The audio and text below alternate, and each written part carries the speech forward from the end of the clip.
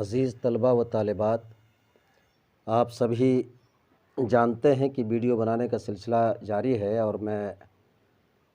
بالخصوص امتحان کے ایسے وقت میں جہاں بچوں کو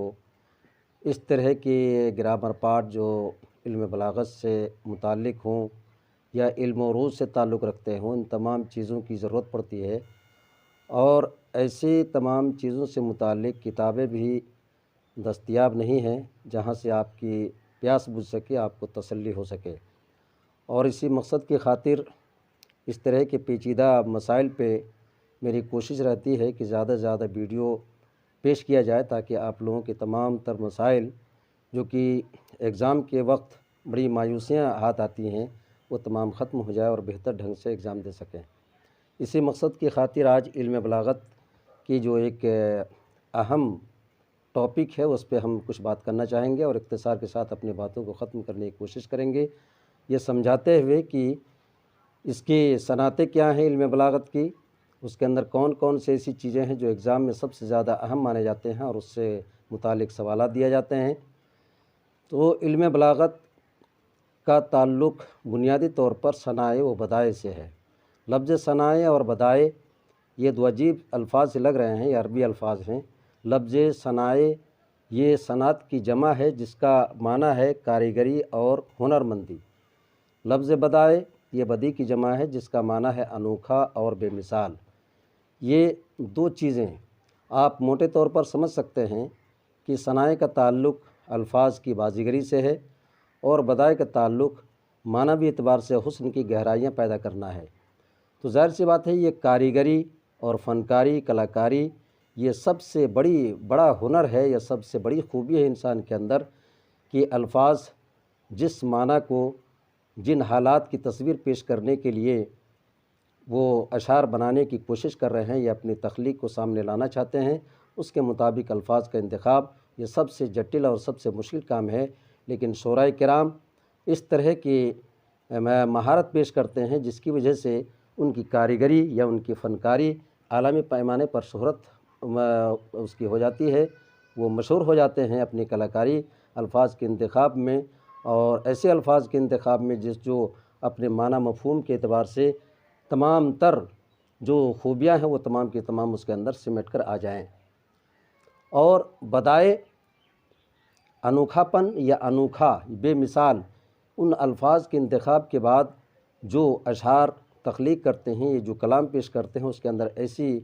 انوکھا پن اس طریقے سے پیدا ہو جاتا ہے، وہ کلام اتنا بے مثال اور بے نظیر ہو جاتا ہے کہ اس کی کوئی مثال تک نہیں ملتی۔ اس کو موٹے انداز سے سمجھ سکتے ہیں جس طریقے سے تاج محل کے بنانے والے نے اپنی ایسی ہنرمندی اور اپنی مہارت کا ثبوت دیا جس کی بنیاد پر، اس کی کلاکاری کی بنیاد پر ایک نادر الوجود ایک عمارت کھڑی ہو گئی۔ تو اسی طرح سے اگر کلام میں، شعر و شاعری میں یا ادب میں اگر اس طرح کی کلاکاری کی جائے، مہارت اور صلاحیت کا بھرپور مظاہرہ کیا جائے، تو ایسی صورتحال میں ایک نادر اشیاء، نادر چیزیں کلام میں پیدا ہو سکتی ہیں، اور اس کے اندر جو جتنی بھی صنعتیں ہیں ان تمام کو اپنا کر تمام طرح کے خوبیوں کو پیدا کر کے اس کے اندر ایک لازوال ایک شہرت حاصل کر سکتے ہیں۔ تو اس طرح سے یہ دونوں الفاظ کا تعلق علم بلاغت سے ہے، صنائع کا تعلق ہے الفاظ سے، اور بدائع کا تعلق ہے معنی سے۔ دونوں کے مل ملاپ سے، دونوں کی جمعیت کے ساتھ یہ ہوتا ہے کہ کلام جب وجود میں آتا ہے تو وہ لازوال ہو جاتا ہے، اس کے اندر تمام فن پارے کی جتنی بھی خوبیاں ہو سکتی ہیں تمام کی تمام موجود ہوتی ہیں۔ ان تمام چیزوں کو اپنانے کے لیے جو صنعتیں اپنائی جاتی ہیں صنائع اور بدائع پیدا کرنے کے لیے، اس سے متعلق کچھ گفتگو ہے۔ یہاں دیکھتے چلیں کہ لفظ بدائع بدی کی جمع ہے جس کا معنی ہے انوکھا اور بے مثال۔ حقیقت ہے کہ نثر ہو یا نظم، الفاظ کے انتخاب میں ایسی مہارت کا ثبوت دیا جائے، ایسی مہارت کو پیش کیا جائے جو کلام میں معنوی گہرائی اور حسن و دلکشی کا جادو پیدا کر دے، جاذبیت اور لطافت کی جیتی جاگتی تصویر ابھر کر سامنے آ جائے۔ یہاں الفاظ کے انتخاب میں بھرپور صلاحیت کے ساتھ ساتھ معنی و مفہوم میں حسن و دلاویزی، کشش کے چار چاند لگ جائے، یہی علم بلاغت کا بہترین اور مختصر خاکہ ہے۔ ہم علم بلاغت کو مختصر انداز سے اسی طریقے سے سمجھ سکتے ہیں اور سمیٹ سکتے ہیں۔ ویسے علم بلاغت کی الگ سے اگر آپ تعریف کرنا چاہیں تو کوئی بھی شاعر ہو یا ادیب ہو، ان کے اندر الفاظ کا اتنا بڑا ذخیرہ ہونا چاہیے، اتنے زیادہ الفاظ کے ذرائع ان کے اندر موجود ہوں کہ جب کبھی بھی وہ کلام پیش کرنا چاہیں، جب بھی شعر تخلیق کرنا چاہیں تو الفاظ لائن لگا کر ان کے پاس کھڑے ہو جائیں، اور پھر جس معنی کو جس ڈھنگ سے وہ ادا کرنا چاہتے ہیں اس کے لیے الفاظ کو منتخب کر لیں۔ اور یہ بھی کہہ سکتے ہیں کہ ایک ہی بات کو مختلف انداز سے بیان کرنے کی صلاحیت اور کلا کو علم بلاغت کہتے ہیں۔ علم بلاغت کی بنیادی صنعتیں کیا کیا ہیں، ان میں سے ہم آج کچھ اس ویڈیو میں پیش کریں گے، چونکہ طوالت کی وجہ سے پورا اس کے اندر سمیٹا نہیں جا سکتا ہے۔ تو علم بلاغت کی بنیادی صنعتوں میں سے پہلا نمبر ہے تشبیہ۔ تشبیہ کہتے کسے ہیں؟ کلام میں ایک چیز کو کسی وجہ مشترک کی بنا پر دوسری چیز جیسی قرار دی جائے۔ لفظ تشبیہ کا معنی ہوتا ہے، یہ عربی کا لفظ ہے شبہ یشبہ تشبیہ، جس کا معنی ہوتا ہے دو چیزوں کو ایک جیسا بتانا، دو چیزوں کے اندر ایک جیسی خوبیاں ظاہر کرنا۔ تو اسی معنی کو ہم اگر اصطلاح شاعری میں یا علم بلاغت، شاعری نہیں بلکہ علم بلاغت کے اصول میں بیان کریں، صنعت میں بیان کریں، تو یہ ہوتا ہے کہ کلام میں ایک چیز کو کسی وجہ مشترک کی بنا پر دوسری چیز جیسی قرار دی جائے۔ وجہ مشترک کا مطلب یہ ہوتا ہے کہ اس میں مشبہ جس کو تشبیہ دی جاتی ہے اور مشبہ بھی جس کے ساتھ تشبیہ دی جاتی ہے، دونوں کے اندر ایک ایسی خوبی پائی جاتی ہے اور اس خوبی کی بنیاد پر ایک چیز کو دوسری چیز کی طرح قرار دیا گیا۔ وہ خوبی وہی وجہ مشترک ہے، یا اس کو وجہ تشبیہ بھی نام دے سکتے ہیں۔ اس کے اندر ایک چیز اور کہ ایک علامت بھی ہوتی ہے، ایک پہچان بھی ہوتی ہے، جس سے ہم پتہ کر لیں، پتہ ہمیں چل پائے کہ اس کے اندر تشبیہ کے عمل کو یا تشبیہ کی صنعت کو اپنایا گیا ہے۔ جیسے چاند سا چہرہ پتھر سا دل، یہ جو مثالیں دی گئی ہیں بڑی آسانی سے سمجھا جا سکتا ہے کہ چہرے کو چاند جیسا قرار دیا گیا ہے،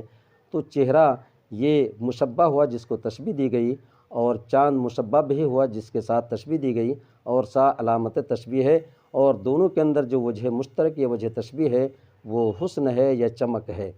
اس طرح سے اگر ہم دوسرے انداز سے سمجھنا چاہیں تو میر کی غزل کا مشہور شعر جسے ہم پڑھ رہے ہیں، نازکی اس کے لب کی کیا کہیے، پنکھڑی یہ گلاب کی سی ہے۔ میر کی اس غزل کی شعر کو عالمی شہرت اس بنیاد پر حاصل ہوئی ہے کہ شاعر اپنے محبوب کی نرم ہونٹ کی تعریف کرنا چاہتا ہے اور اس کو ویژول کر کے دکھانا چاہتا ہے کہ اس کی کیا حد ہے، وہ کس حد تک نرم ہے، اور اس کے اندر نزاکت کی کون سی ایسی حد پائی جاتی ہے، اس کو ناپا اور تولا نہیں جا سکتا، اس کو دیکھا نہیں جا سکتا ہے، لیکن اس کو مری کر کے ویژول کر کے شاعر دکھانے کی کوشش کرتا ہے اور کہتا ہے کہ جس طرح سے گلاب کی پنکھڑیاں نرم اور نازک ہوتی ہیں، اس کو لمس کیا جائے، چھویا جائے تو اپنا وجود کھو دیتا ہے، اسی طریقے سے اس کے شاعر اپنے محبوب کے ہونٹ کی نرمی کو بیان کرنا چاہتا ہے۔ اس سے بہترین تشبیہ کی مثال ہم سمجھتے ہیں شاید شاعر کے کلام میں موجود نہ ہو۔ اب تشبیہ کے اندر جتنے بھی ارکان ہیں ان میں کچھ مشہور ہیں، بلکہ 4 ارکان ہم کہہ سکتے ہیں، کچھ لوگوں نے 5 کو شامل کیا ہے۔ ایک نمبر میں مشبہ ہے جس کو تشبیہ دی جائے، دوسرے نمبر میں مشبہ بھی ہے جس کے ساتھ تشبیہ دی جائے، تیسرے نمبر پہ وہ خوبی اور خصوصیت جس کی بنا پر تشبیہ دی جائے اور وہ دونوں میں موجود ہو۔ مان کے چلیے چاند سا چہرہ میں خوبصورتی اور چمک جس طریقے سے چاند کے اندر موجود ہے، چہرے کے اندر بھی وہی خوبی اور وہی صفت موجود ہے، اسی بنیاد پر دونوں کو تشبیہ دی گئی ہے۔ چوتھے نمبر پہ حرف تشبیہ ہے۔ حرف تشبیہ وہ علامت جو تشبیہ کے عمل کو ظاہر کرے۔ تو اس طرح سے ہم سمجھ سکتے ہیں کہ چاند سا چہرہ مثال میں چاند مشبہ بھی ہے، سا حرف تشبیہ، چہرہ مشبہ اور خوبصورتی اور چمک وجہ تشبیہ، جو مشبہ اور مشبہ بھی دونوں کے اندر موجود ہے۔ دوسرا نمبر ہے تلمیح۔ تلمیح لفظ کا معنی ہوتا ہے اشارہ کرنا۔ اشارہ کا مطلب یہ ہوتا ہے کہ کلام میں کوئی ایسی ایک چیز کا ذکر کیا جائے لیکن وہ اس سے اشارہ کسی دوسری چیز کی طرف ہو۔ تو کلام میں کسی عظیم، اس کی تعریف یہ ہے کہ کلام میں کسی عظیم شخصیت یا تاریخی واقعے کا ذکر کیا جائے لیکن وہ بذات خود مراد نہ ہو، بلکہ موجودہ دور کی کوئی شخصیت یا واقعہ مراد لیا جائے جس کے اندر کلام میں مذکور شخصیت یا واقعے کی تمام تر خوبیاں موجود ہوں۔ اس طرح سے کسی شعر کے اندر، کلام کے اندر ایک لفظ شاعر نے ذکر کیا ہے، اس کے اندر اس لفظ کو لایا ہے، لیکن اس سے مراد کون ہے، اس کے معنی مفہوم سے ہی سمجھ میں آ سکتا ہے۔ جیسے غالب کا مشہور شعر ہے، ابن مریم ہوا کرے کوئی، میرے دکھ کی دوا کرے کوئی۔ چھوٹا سا شعر ہے، الفاظ بڑے آسان سے ہیں، لیکن شاعر نے اس کے اندر ابن مریم کا ذکر کیا ہے۔ ابن مریم سے مراد عیسیٰ علیہ السلام ہے، مریم کا بیٹا، جو کہ 2000 سال پہلے جن کی پیدائش ہوئی تھی اور بڑے انوکھے انداز سے پیدائش ہوئی تھی۔ اللہ نے ان کو اپنی ماں کے گود میں نبی بنا دیا تھا، اور پھر آخری عمر میں جب ان کے ماننے والوں نے دعویٰ کیا کہ ہم نے ان کو قتل کر دیا ہے، ایسی صورتحال میں اس موقع پر اللہ نے ان کو عرش پر اٹھا لیا، اور پھر قیامت سے پہلے ان کا نزول ہوگا۔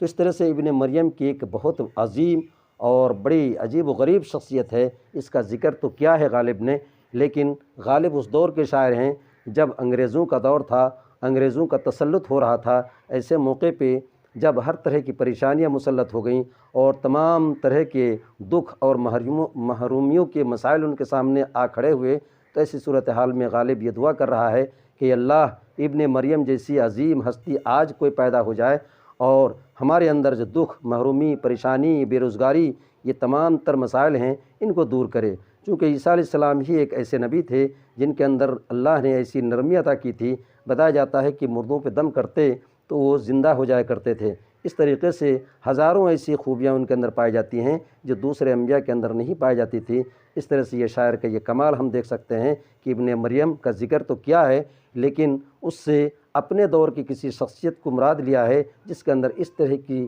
خوبیاں ہوں، اس طرح کے کمالات ہوں، اور اسی طریقے سے اپنی خوبیوں اور کمالات کی بنیاد پر جس طرح سے ابن مریم اپنے زمانے میں لوگوں کے ساتھ پیش آیا کرتے تھے، آج وہ ہمارے ساتھ پیش آئے۔ اس طرح سے تلمیح اور تشبیہ جو کہ 2 صنعتیں ہیں، اس کو ہم نے پورا کر دیا، اور اگلے ویڈیو میں اس سے بقیہ جتنی بھی صنعتیں ہو سکتی ہیں ان تمام کو سمجھنے کی کوشش کریں گے۔ آج بھی